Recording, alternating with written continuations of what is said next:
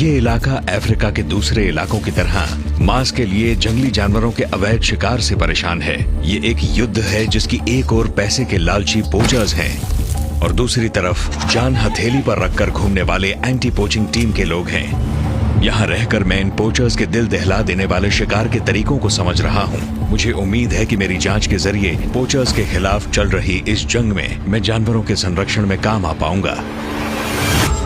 खबर मिली है कि स्थानीय एंटी पोचिंग यूनिट को जंगल में धुआं नजर आया है। अब धुआं है तो आग तो होगी ही, और वहीं आसपास पोचर्स भी हो सकते हैं। मेरे दोस्त और मेरे साथी लिवी हमेशा की तरह इस जांच में भी मेरी मदद के लिए मेरे साथ आए हैं। ये देखो सामने आग लगी हुई है। आग अभी लगी है ना लिवी? ये अभी लगी है। कुछ ही देर पहले यहाँ पर कोई होगा। देखिए आग यहाँ पर खत्म हो रही है।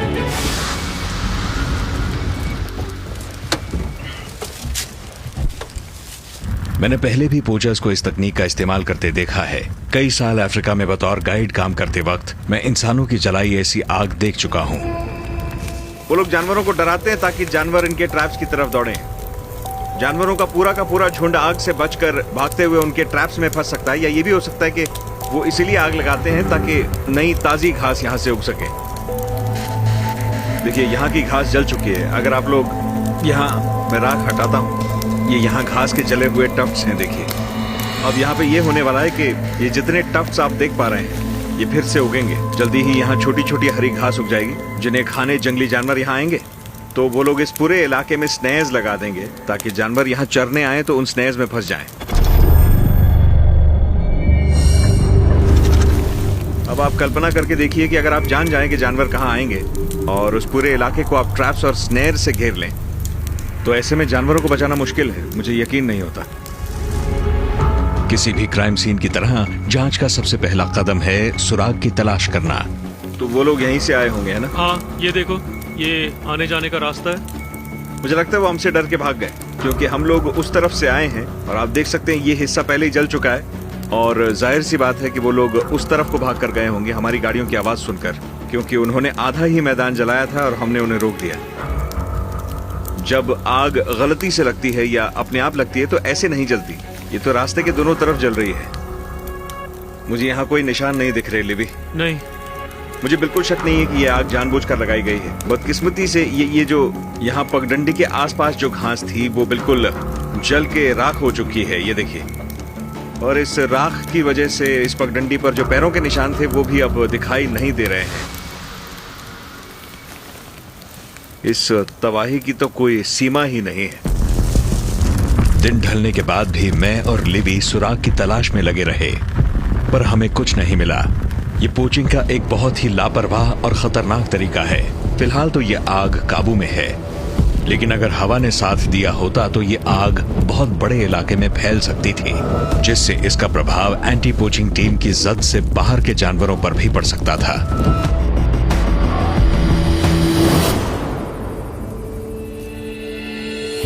इन पोचर्स को रोकने के लिए मेरे एक कॉलीग क्रेग विंट अपनी एंटी पोचिंग टीम के साथ कुछ ही घंटों की दूरी पर हैं। वहां उन्हें काफी सफलता मिली है। लिवी और मैं इस आग के बारे में बताने उनसे मिलने आए हैं। Good morning Ivan. कैसे हो दोस्त? बहुत अच्छे। आप? बस बढ़िया। क्रेग ने मुझे बताया कि पिछले कुछ हफ्तों में आग का ये पहला मामला नहीं है। ये साफ है कि आग की मदद से जंगली जानवरों को एक खास इलाके की तरफ खदेड़ा जा रहा है।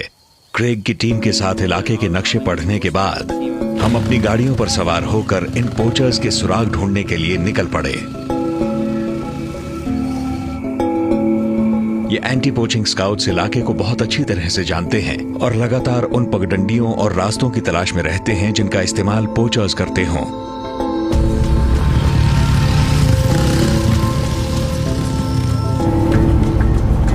तो फिलहाल तो हम इस पगडंडी पर चल रहे हैं। ये एक 2 ट्रैक है और हम एक ऐसे इलाके में जा रहे हैं जिसके बारे में ये लोग जानते हैं। वो लोग रुक गए हैं, शायद वो रास्ता यहीं पर है।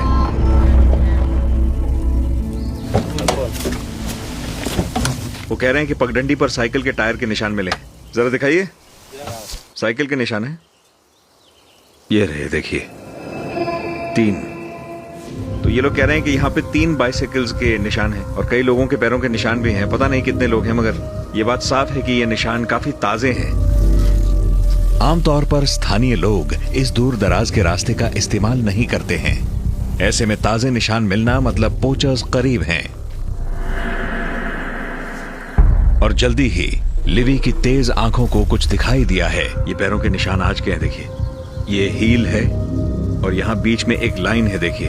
और जब उस आदमी ने पैर उठाया होगा तो डस्ट की वजह से ये लाइन बनी है। और ये लाइन बताती है कि ये निशान बहुत ही ताजा है। जैसे जैसे हवा और मौसम इस निशान पर पड़ते हैं, वैसे वैसे ये लाइन गायब होती जाएगी।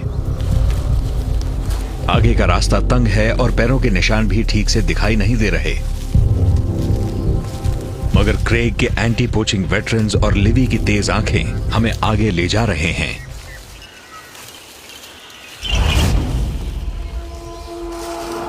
मुझे आगे कुछ नजर आया है।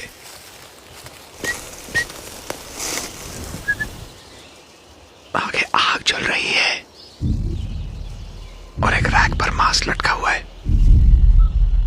अब जबकि हमें उनका कैंप मिल गया, सब लोग चौकन्ने हैं। मगर पोचर्स कहां हैं? हम जरा और करीब जाते हैं, पर सावधान रहना होगा। आग जल रही है मतलब वो करीब हैं। 2 लोग यहीं पर खड़े रहना और आसपास नजर रखना। तब तक मैं, ग्रेग और लेवी जाकर देखते हैं कि वहां क्या मिलता है। हम धीरे से कैंप में दाखिल हो गए। 3 बाइसाइकिल्स हैं। एक पे कई सारे वायर्स नेस लटके और दूसरी पे ट्रैप्स लगे हैं। अब शक की गुंजाइश नहीं, ये लोग पोचर्स ही हैं। पुष्पक, यहाँ सिर्फ 4 बिस्तर लगे हुए हैं, पर निशान हमें 5 मिले थे। मुझे लगता है यही इंतजार करते हैं वो लोग यहाँ वापस आएंगे। हाँ, हमें ऐसा ही करना चाहिए क्योंकि वो लोग आग जल्दी छोड़ गए। हाँ, तो एक काम करते हैं, हम अपने कुछ आदमियों को यहाँ झाड़ियों में छिपा कर रखते हैं। वहाँ उस पेड़ के पीछे। हाँ, इसी पेड़ के पीछे, लेकिन उन्हें नीचे बैठना होगा। हाँ, ये ठीक रहेगा। क्रेग और मैंने अंदाजा लगाया कि ये पोचर्स किस तरफ से लौटेंगे। अब हम छिपकर उनका इंतजार करेंगे। ये लोग क्रिमिनल्स हैं, उन्हें पता है कि ये अपराध है। क्रेग और उनकी टीम बहुत ही कारगर हैं। पोचर्स चौकन्ने रहेंगे, इसीलिए मिशन में खतरा है।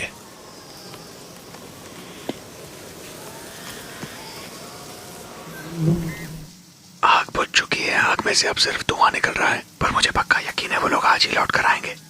उम्मीद है अंधेरा होने से पहले आ जाए। फिलहाल हम उन्हें चौंका देने के लिए तैयार हैं। हमें जल्दी ही एहसास हो गया कि यहाँ और भी कोई है। मुझे कुछ लोगों की आवाजें आ रही हैं। तुम लोग छिपे ही रहना, छिपे रहो। मुझे कोई दिख रहा है, उसने सफेद रंग की कमीज पहनी हुई है। यहाँ से मुझे 5 लोग दिखाई दे रहे हैं, पर यकीन से कहना मुश्किल है।